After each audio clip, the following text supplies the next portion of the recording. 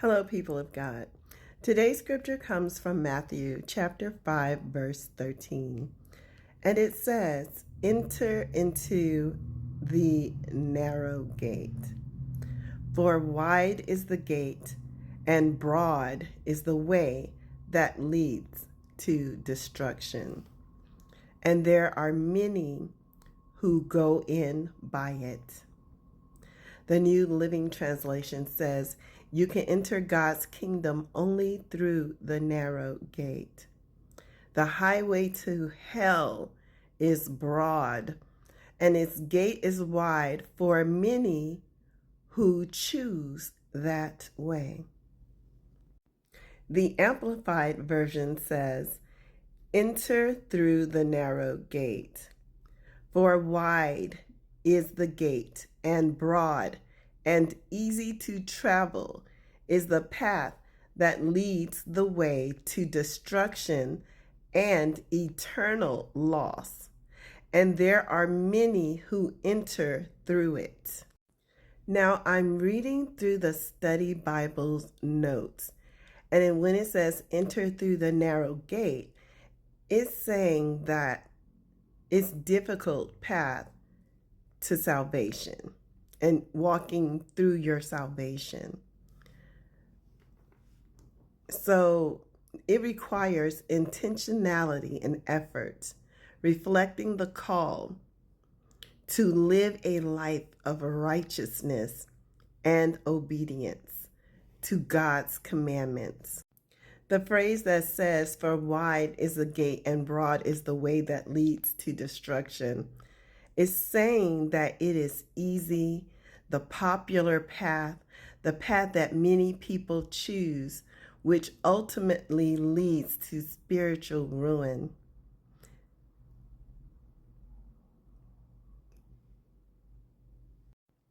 It's characterized by moral laxity and conformity to this world's values, contrasting with the narrow path of true discipleship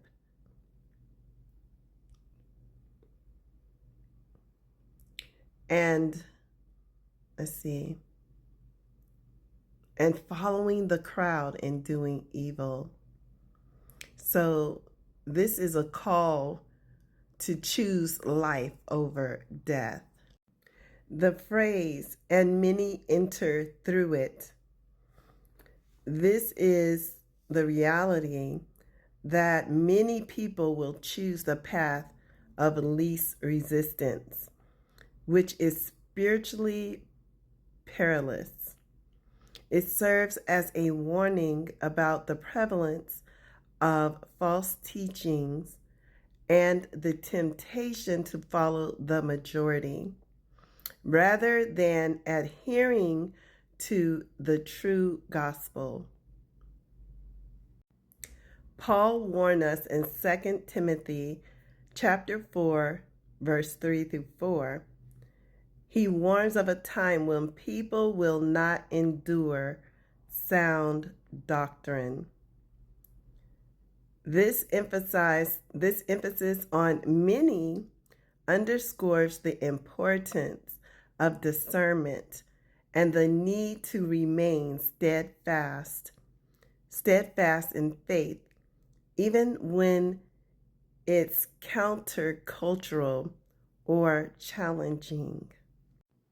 The Bible tells us to resist the enemy and he will flee.